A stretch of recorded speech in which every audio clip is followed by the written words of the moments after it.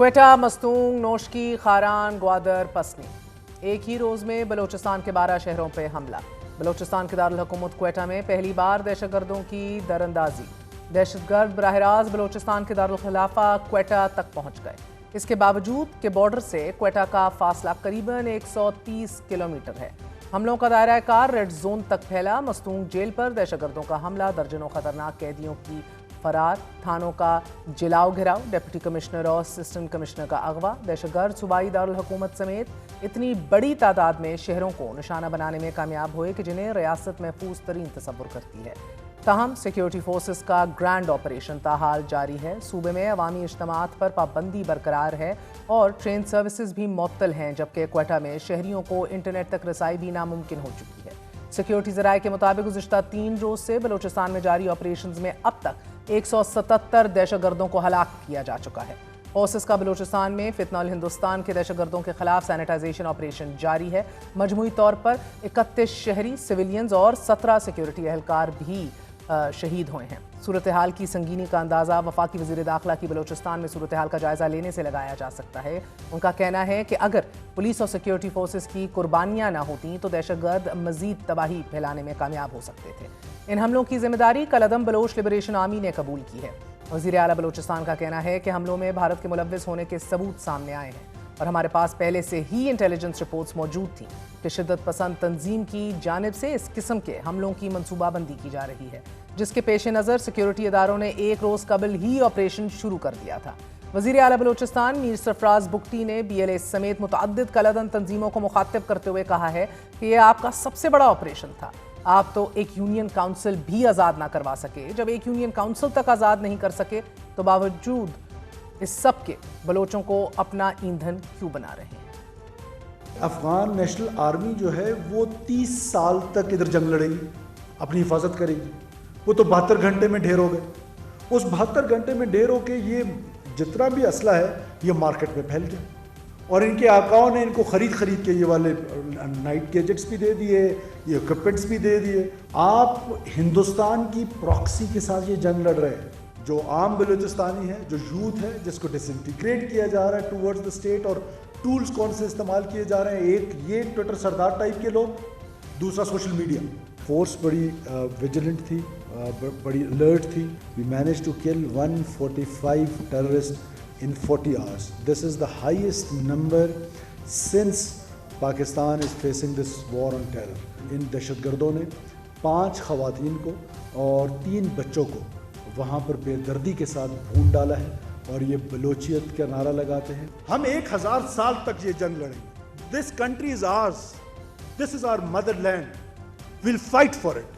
ہم 1 سیکنڈ کے لیے بھی سرنڈر ہونے کو تیار نہیں ہیں۔ تاہم وزیر اعلیٰ بلوچستان بگٹی صاحب کا کہنا ہے کہ بلوچستان کا مسئلہ سیاسی نہیں، اس کا صرف عسکری حل ہے۔ 2018 سے پہلے ریاست کی پالیسی مصالحت کی نہیں تھی، دہشت گردی کے واقعات میں مصالحتی پالیسی کی وجہ سے اضافہ ہوا۔ بلوچستان میں جی طاقت کا مسئلہ بلوچستان طاقت سے حل نہیں ہوگا۔ وہ بھائی حل کرا لو نا پھر آگے کسی اور طریقے سے۔ اور بلوچستان میں طاقت کا استعمال ہوا کب ہے؟ کوئٹہ میں ہفتے کے روز حملوں کا آغاز سریاب کے علاقے سے ہوا اور صبح 8 بجے تک ان حملوں کا دائرہ کار ریڈ زون کے قریب عیدی چوک تک پھیل گیا۔ ان حملوں میں املاک کا سب سے زیادہ نقصان کوئٹہ میں ہوا، اور تاہم سرکاری تنصیبات کو پہنچنے والے نقصانات سریاب کے علاقے میں زیادہ تھے، جہاں 3 پولیس سٹیشنز اور 5 بینکوں کو ٹارگٹ کیا گیا، جبکہ ہزار گنجی اور اس کے گرد و نواح میں 5 بینکس پر بھی حملہ کیا گیا، جبکہ نیو سریاب پولیس سٹیشن کو حملوں میں بڑے پیمانے پر نقصان پہنچا۔ نیو سریاب پولیس سٹیشن کے ہر کمرے کو نظر آتش کرنے کے علاوہ تھانے کے تمام تر ریکارڈ کو بھی جلا دیا گیا، جبکہ ایک بارود سے بھری گاڑی کو ریڈ زون کے قریب عیدی چوک پر اڑا دیا گیا، جس سے سول سیکریٹریٹ، کربو جوار کے گھروں، دفاتر، امداد چوک سے سلیم کمپلیکس کے علاقے تک دکانوں، گھروں اور دفاتر کے شیشے ٹوٹ گئے۔ یہاں مسلح افراد کی موجودگی 1 کلومیٹر سے کم علاقے تک تھی، اور عینی شاہدین کا یہ بتانا ہے کہ یونیورسٹی کے قریب مسلح افراد سڑکوں پر تلاشی بھی لیتے رہے۔ سریاب میں ہزار گنجی، شیخ زید ہسپتال، یونیورسٹی، ہیلپر ہسپتال کے قریب و جوار کے علاقوں کے علاوہ بھی امداد چوک کے قریب مسلح افراد موجود رہے۔ पहली मरतबा ये देखने में आया कि इस नौयत की कार्रवाइयाँ साइमल्टेनियसली बैक वक्त बलूचिस्तान के दारुल हुकूमत क्वेटा के अंदर हुई, जबकि चंद रोज़ के अंदर खारान शहर में ये अपनी नौयत का दूसरा बड़ा हमला था। इससे कबल होने वाले हमले में सिटी पुलिस स्टेशन और बैंकों पर हमले किए गए थे, जबकि गवादर की लेबर कॉलोनी में दहशतगर्दों ने 11 बलोच अफराद को कत्ल किया, जिनमें खवातीन और बच्चे भी शामिल थे। गुज़िश्ता रोज़ वज़ीर आला बलोचिस्तान सरफराज बुगटी ने पहल कॉन्फ्रेंस में ये वजाहत दी कि बलोचिस्तान के बेशतर इलाकों को जल्दी क्लियर करा लिया गया है, जबकि नोशकी को क्लियर करने में दीगर शहरों के मुकाबले में ताख़ीर हुई है। ताहम वज़ीर आला बलोचिस्तान की जानिब से कुछ घंटों बाद दूसरी प्रेस कॉन्फ्रेंस में बताया गया कि नोशकी को भी क्लियर करवा लिया गया है, जबकि नोशकी के अर्गमाल बनाए जाने वाले डिप्टी कमिश्नर और खातून असिस्टेंट कमिश्नर को रिहा कर दिया गया है। बलोच लिबरेशन आर्मी की जानिब से बलोचिस्तान में होने वाले हमलों से कबल एक वीडियो जारी की गई थी। नाज़रीन, इस वीडियो में एक गैर आबाद नामालूम मकाम पर 3 मोटरसाइकिलों पर 6 मुसल्लह अफराद सवार नजर आ रहे हैं। इन 6 अफराद में से सिर्फ एक शख्स का चेहरा नजर आता है। कलदन तंजीम के मुताबिक ये शख्स BLA के सरबरा बशीर ज़ेब कहलाता है, और साथ ही ये दावा भी किया गया कि इन हमलों में बशीर ज़ेब ने खुद भी हिस्सा लिया। BLA ने वाज़ेह नहीं किया कि वीडियो किस मकाम पर बनाई गई, ताहम वज़ीर आला बुगटी साहब ने यह दावा किया कि ये वीडियो अफगानिस्तान में बनाई गई है। नवंबर 2018 में कराची में चीनी काउंसिल खाने पर हमले से लेकर अब तक कलदन तंजीम बलोच लिबरेशन आर्मी की जानिब से किए गए मुतअद्दिद हमलों के मुकदमात में बशीर ज़ेब हुकूमत पाकिस्तान को मतलूब है। इन हमलों में 2020 में कराची स्टॉक एक्सचेंज पर हमले की मनसूबाबंदी, कराची यूनिवर्सिटी में चीनी असातिज़ा पर खातून खुदकुश हमले की मनसूबाबंदी और फिर कराची एयरपोर्ट के करीब चीनी इंजीनियर्स के काफिले पर हमले की मनसूबाबंदी भी शामिल हैं, जबकि कराची एयरपोर्ट के करीब चीनी इंजीनियर्स के काफिले पर हमले के मुकदमे में अदालत बशीर ज़ेब को मफरूर करार दे चुकी है। कहा जाता है कि बशीर ज़ेब का ताल्लुक बलोचिस्तान के इलाके नौशकी के अहमद वाल के एक मुतवस्सत खानदान से है और मोहम्मद हसनी कबीले से ताल्लुक रखता है ये, जबकि इसके वालिद पेशे के लिहाज से महकमा सेहत से वाबस्ता रहे हैं। बशीर ज़ेब की इब्तदाई तालीम नौशकी से, जबकि हायर सेकेंडरी तालीम Quetta degree college Sariab road से मुकम्मल हुई। बदकिस्मती से बलोचिस्तान में तशद्दुद का ये अंदाज कोई नया नहीं है। गुज़श्ता साल जाफर एक्सप्रेस को निशाना बनाने के साथ साथ अगस्त 2024 में इसी तरह की मरबूत दहशतगर्दी की मुहिम से ये पता चलता है कि इस शोरिश ज़दा सूबे में अस्करी पसंदी का मसला अभी तक जूं का तूं है। गुज़श्ता साल बलूचिस्तान में 250 से ज़ायद दहशतगर्द हमले हुए, जिनमें 400 से ज़ायद अफराद हलाक हुए। खैबर पख्तूनख्वा के साथ साथ सूबा बलूचिस्तान दहशतगर्दी से सबसे ज़्यादा मुतासर रहा है। ताहम वज़ीर दिफ़ा ख्वाजा आसिफ का आज ये कहना था कि बलूचिस्तान में आज 15,000 स्कूल्स हैं, बलूचिस्तान में 13 कैडेट कॉलेजेस हैं, बलूचिस्तान में 13 बड़े हस्पताल हैं और बलूचिस्तान में एहसास महरूमी का बयानिया बनाया जाता है नहीं बनाया जाता है। बलूचिस्तान में बड़े पैमाने पर फौज तैनात करने की भी ज़रूरत है, बकौल वज़ीर दिफ़ा।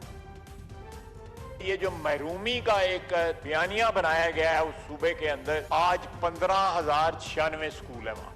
यूनिवर्सिटीज नील थी, आज 12 यूनिवर्सिटियाँ। जितने इस वक्त एयरपोर्ट्स जो हैं बलूचिस्तान के अंदर हैं, किसी और सूबे में नहीं है।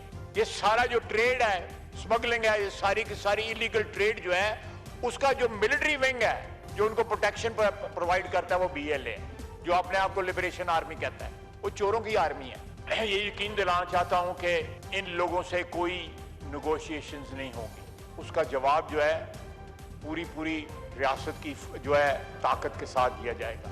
इस एक इशू के ऊपर कौम को मुतहद होना चाहिए कि हम किसी क्रिमिनल गैंग को जो है कोई ऐसा नैरेटिव बनाने की इजाजत नहीं देंगे। ये पूरा ऐवान जो है दहशतगर्दी के खिलाफ जो है यकजा हो जाए। Let this house play some role in this crisis. नहीं तो हम कोई इतने रेलेवेंट पहले भी नहीं है, बिल्कुल इररेलेवेंट हो जाएंगे। दूसरी जानिब की बड़ी सियासी डेवलपमेंट जिसे खुशगवार आगाज के तौर पर देखा जा रहा है वो वज़ीर आज़म और वज़ीर आला खैबर पख्तूनख्वा की मुलाकात है। वज़ीर आज़म से मुलाकात के बाद मीडिया से बात करते हुए सुहेल अफरीदी का यह कहना था कि आज की मुलाकात की दावत वज़ीर आज़म ने दी थी, जिसमें NFC अवार्ड समेत वफाक पर सूबे की जानिब वाजिबुल अदा रकूम के हवाले से बात हुई। ताहम एक सहाफ़ी की जानिब से जब वज़ीर आला से ये सवाल किया गया कि क्या आज की मुलाकात को सूबे और वफाक के दरमियान तनाव में एक पेशरफ के तौर पर देखा जाए, इस पर सुहेल अफरीदी का कहना था कि आज की मुलाकात बतौर वज़ीर आला मेरे ओहदे का तकाजा है। बतौर सियासी वर्कर मैं कभी भी वहाँ नहीं बैठता। मुलाकात के दौरान इमरान खान से अडयाला जेल में मुलाकात ना करवाए जाने समेत किसी भी मुलाकात पर बात नहीं हुई। ताहम मुलाकात के दौरान वज़ीर आज़म ने खैबर पख्तूनख्वा में अमन व अमान के लिए वफाक और सूबाई हुकूमत के ताउन को नागुज़ीर करार दिया और ये कहा कि अमन व अमान के क़याम के लिए सूबाई हुकूमत को कोशिशें मज़ीद बढ़ाने की ज़रूरत है। इस वक्त नाज़रीन मुल्क के दोनों सूबों में दहशतगर्दी का अफरीज शिद्दत से सर उठा चुका है। क्या दहशतगर्दी से निपटने के लिए हुकूमत तमाम सियासी तलखियाँ कम करने के लिए तैयार है, या क्या वाकई अब बलूचिस्तान में फ़ौज भेजे जाने का वक्त आ गया है?